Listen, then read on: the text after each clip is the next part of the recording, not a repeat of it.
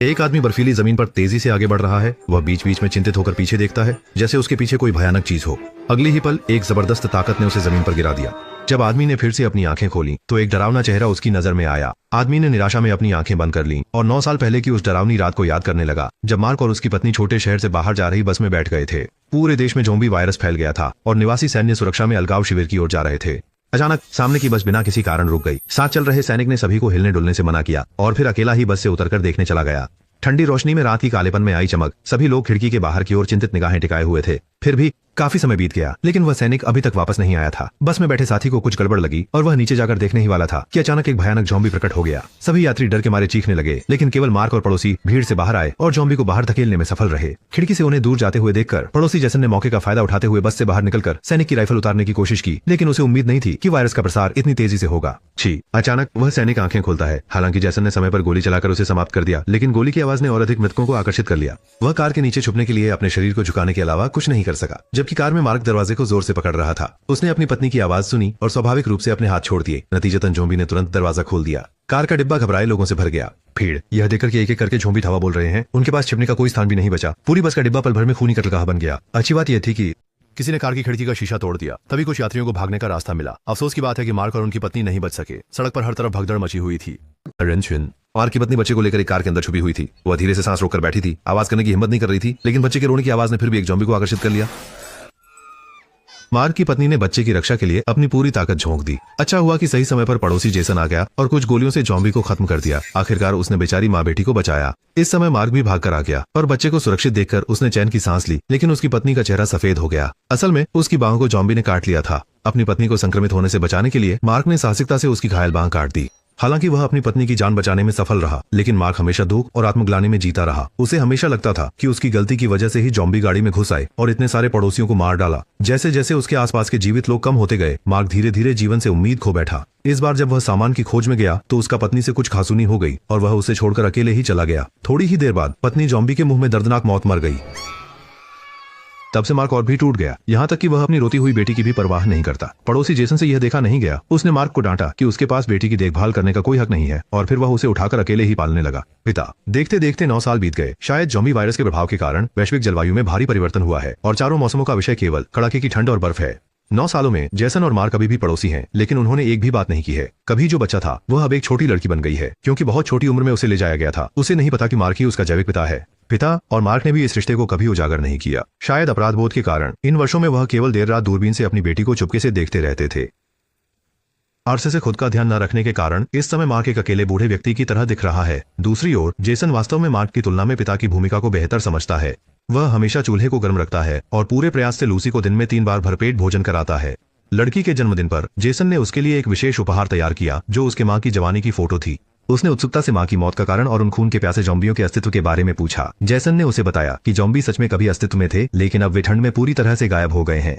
दूसरी ओर मार्क भी अपनी बेटी के जन्मदिन को नहीं भूला। उसने एक सुंदर केक बनाने की पूरी कोशिश की, लेकिन अपराधबोध और अपरिचितता के कारण वह यह आश्चर्य पड़ोस में देने की हिम्मत नहीं कर पाया। अंत में यह उसके पालतू कुत्ते को मिल गया। उस रात सोती हुई लूसी एक अजीब आवाज से जाग गई। उसने एक लैंप लेकर खिड़की के पास जाकर देखा कि एक बाहर निकले नुकीले दांतों वाला बाहर आंगन में भयावह दिखने वाले राक्षस घूम रहे थे। लूसी, जिसने पहले कभी ज़ॉम्बी नहीं देखे थे, बहुत डर गई और रात भर बिस्तर के नीचे छिपी रही। अगली सुबह लूसी आंगन में देखने आई और ठीक उसी समय मार्क को कुत्ते के साथ बाहर जाते देखा। दरवाजे पर नजरें मिलते ही मार्क हक्का बक्का रह गया। 9 सालों में यह पहली बार था जब पिता पुत्री इतने करीब से मिल रहे थे। वह कुछ कहने की तैयारी कर ही रहा था कि तभी जेसन अचानक बाहर आया, चिल्लाते हुए मार्क को जाने के लिए कहा और यहाँ तक कि उसकी पालतू कुत्ते को मार डालने की धमकी देने लगा। पास खड़ी लूसी नहीं समझ पा रही थी कि क्या करे। मार्क ने अपने आप को संभाला और अंत में मजबूरी में मुड़कर चला गया। उसी दिन दोपहर वह छोटे कस्बे के सुपरमार्केट में सामान इकट्ठा करने गया। अचानक कुत्ता दूर घूरने लगा। मार्क ने टॉर्च उठाकर देखा, एक भूतिया जैसा जीव छलांग लगाकर आया। आदमी डर के मारे कांप उठा, जल्दी से सुपरमार्केट से भाग निकला। दरवाजा बंद करने के बाद देखा कि कुत्ता अभी भी भौंक रहा था। मार्क ने तुरंत आवाज देकर कुत्ते को बुलाया और वहां से जल्दी से भाग निकला।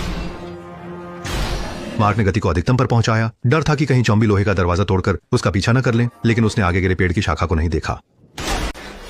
जब वह फिर से जागा, सामने एक ज़ॉम्बी का पीला चेहरा दिखाई दिया। अजीब बात यह थी कि ज़ॉम्बी ने हमला नहीं किया, बल्कि बगल की आवाज से आकर्षित हो गया। मार्क को अचानक समझ आया कि शायद जलवायु में बदलाव के कारण जॉम्बी ने अपनी दृष्टि खो दी है और अब केवल सुनने के आधार पर शिकार ढूंढ सकता है। उसने इस मौके का फायदा उठाकर फिर से स्लेज को उठाया और घर की ओर चल पड़ा। दूर से देखा कि जेसन लूसी को शूटिंग की प्रैक्टिस करा रहा था। मार्क ने चिंतित होकर तेज आवाज में चिल्लाया, जिससे दोनों तुरंत घर के अंदर चले जाएं, लेकिन उसका शोर फिर से उस जॉम्बी का ध्यान आकर्षित कर गया। जेसन सड़क के दूसरी तरफ खड़ा था और उसने अपनी आंखों से देखा कि मार्क जॉम्बी के द्वारा गिरा दिया गया। लूसी पूरी ताकत से चिल्ला रही थी कि तुरंत गोली चलाओ, मगर जेसन ने ट्रिगर दबाने में देर कर दी। इसके बजाय कुत्ता तेजी से आगे बढ़ा। जॉम्बी का ध्यान हटते ही मार्क ने तुरंत गोली चला दी।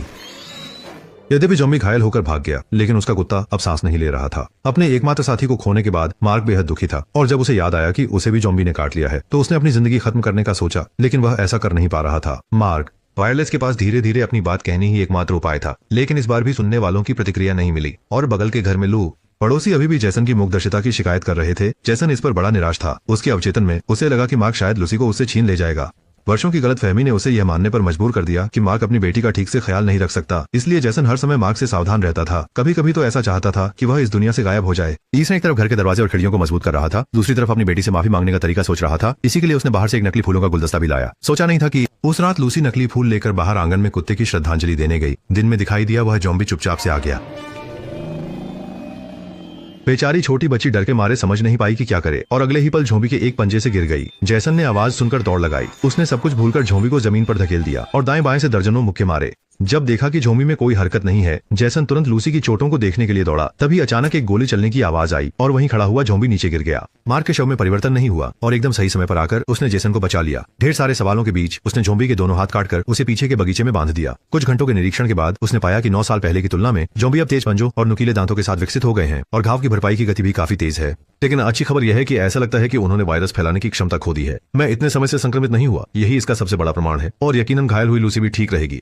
मार्क ने फैसला किया कि वह जॉम्बी को अभी और देखेगा, यह देखने के लिए कि यह बिना खाए पिए कितने समय तक जीवित रह सकता है। इस बार की मिलीजुली लड़ाई के बाद जेसन ने आखिरकार मार्क का बहिष्कार करना बंद कर दिया और लूसी ने भी मौका देखकर मार्क को अपने घर आने का निमंत्रण दे दिया। मार्क इस खबर को सुनकर बहुत उत्साहित हो गया। उसने खुद को अंदर बाहर अच्छे से साफ किया और अपने उलझे बाल और दाढ़ी भी साफ कर ली। जब मार्क फिर से दिखाई दिया तो जैसन उसे पहचान ही नहीं पाया। शायद यह पिता पुत्री के बीच का खून का रिश्ता था। लूसी और मार्क बातों में इतने मशगूल थे। जैसन ने भी बहुत समय बाद लूसी को इतना खुश देखा और उसके मन में जो पूर्वाग्रह था वो भी धीरे धीरे खत्म हो गया। शायद लूसी की देखभाल करने के लिए एक व्यक्ति और होना खराब बात नहीं है। पड़ोसियों के बीच का यह मतभेद और दूरी लूसी की मध्यस्थता से पूरी तरह समाप्त हो गई। उसी रात दोनों ने एक निर्णय लिया कि फिर यहाँ से निकलकर नए जीवित बचे लोगों के शिविर की तलाश करना। वे कोई भी नहीं चाहते कि लूसी का बचपन बिना साथियों के हो। दूसरा, सुबह होते ही तीनों लोग गाड़ी में सवार होकर कस्बे के बाहर चले गए। जब वे पहले किसी सुपरमार्केट से गुजरे तो उन्होंने जितना हो सके उतने सामान इकट्ठा करने की तैयारी की। सब कुछ जल्दी से व्यवस्थित करके जब वे सुपरमार्केट से बाहर निकले तो अचानक उन्होंने देखा कि सड़क किनारे एक महिला खड़ी है जो किसी तरह के आघात से परेशान दिखाई दे रही थी। महिला कुछ होश में नहीं थी। दोनों उसे घर वापस लाकर देखभाल करने लगे। शाम तक महिला ने होश में आना शुरू किया। उसका नाम मेली था। पहले जब वो अपने परिवार के साथ ठिकाना ढूंढ रही थी तब उन्हें अचानक से जॉम्बी का हमला झेलना पड़ा और उस हमले में केवल वही जीवित बची। मार्क और बाकी लोग एकदम चुप हो गए।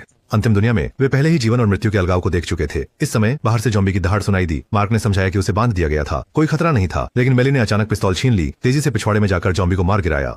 उसने मार्क और दूसरे को बताया कि अभी अभी जो आवाज जॉम्बी ने निकाली थी वो अपने साथियों को बुलाने के लिए थी। उसके परिवार वाले इसी वजह से घेराबंदी में फंस गए थे। मार्क का चेहरा तुरंत गंभीर हो गया क्योंकि उसने पहले ही दूर से आ रही चीखें सुन ली थी। तीनों लोग तुरंत कमरे में लौटे। उन्होंने सभी दरवाजे और खिड़कियों पर लकड़ी की तख्तियां ठोक दी और इस्तेमाल की जा सकने वाली सभी बंदूकें और गोलियां निकाल ली। कुछ ही देर में घर के बाहर तेज कदमों की आवाजें सुनाई देने लगी। वे जॉम्बी आखिरकार आ ही गए। जैसन ने लूसी से कहा कि वह अस्थायी रूप से तहखाने में छिप जाए, लेकिन छोटी लड़की ने जैसे ही दरवाजा बंद किया उसे पता चला कि पहले से ही वहाँ एक जॉम्बी छिपा हुआ था। अच्छा हुआ कि वह देख नहीं सकता था। लूसी ने सांस रोक ली और खिलौना गुड़िया को लोहे के बक्से में फेंक दिया। जब जॉम्बी घूमकर भाग गया, लड़की ने तुरंत लोहे के बक्से को मजबूती से बंद कर दिया। उसकी तरफ का संकट फिलहाल टल गया, लेकिन ऊपर की मंजिल पर लड़ाई शुरू हो चुकी थी।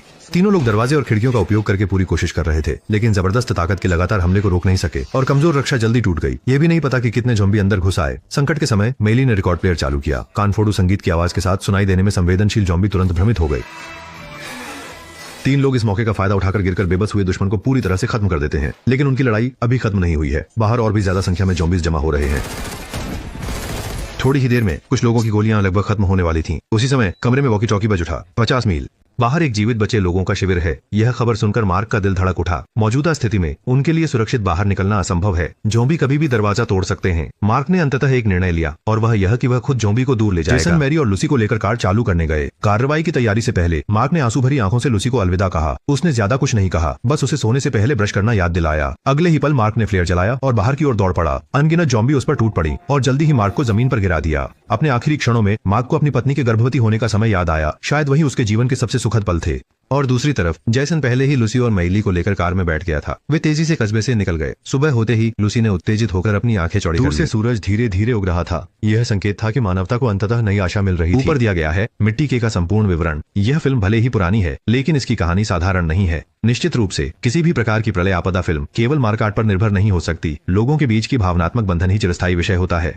तो आज के लिए इतना ही। अगर आपके कोई विचार हैं तो कृपया टिप्पणी क्षेत्र में छोड़ें और चर्चा करें। अगली बार फिर मिलेंगे।